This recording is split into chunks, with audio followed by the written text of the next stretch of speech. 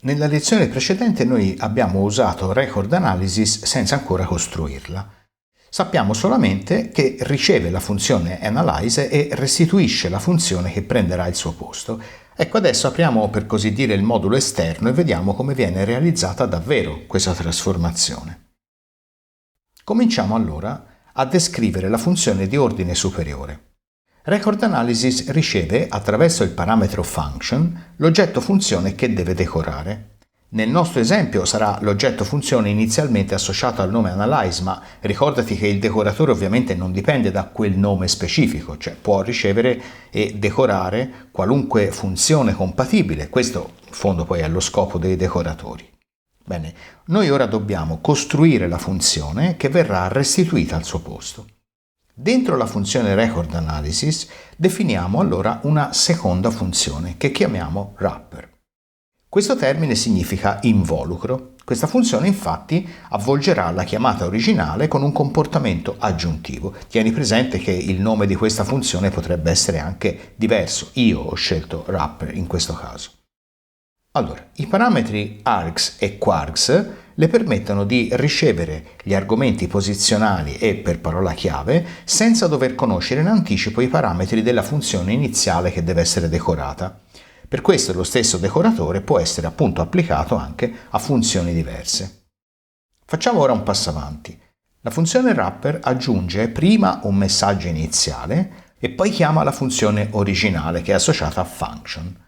Ricordati che il nome function appartiene alla funzione esterna, nel nostro esempio analyze, e questo nome resta disponibile anche dopo che record analysis ha terminato.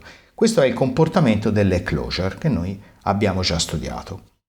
Gli argomenti ricevuti dalla funzione wrapper vengono inoltrati alla chiamata della funzione originale, quindi nel nostro esempio sempre ad analyze. Quando la funzione originale termina, il suo valore di ritorno viene assegnato al result. Il wrapper conserva quel valore e lo restituisce a sua volta al chiamante. Perché?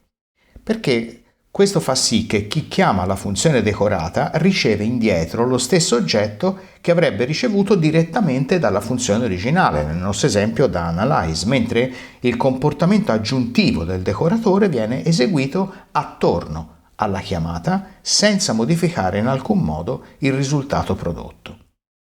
Alla fine, record analysis restituisce l'oggetto funzione creato dalla definizione di wrapper. Attenzione, non scriviamo wrapper con le parentesi tonde perché non vogliamo chiamare la funzione wrapper in questo momento. Quello che noi vogliamo fare qui è restituire la funzione stessa. Sarà proprio questo oggetto a essere successivamente associato al nome decorato.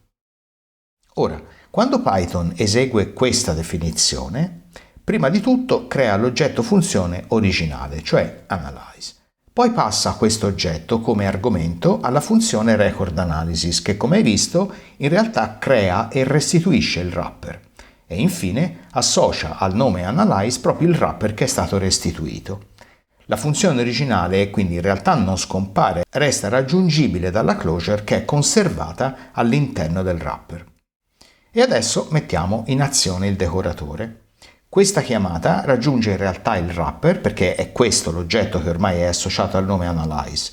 Il wrapper registra l'inizio, chiama la funzione originale e poi registra anche la conclusione.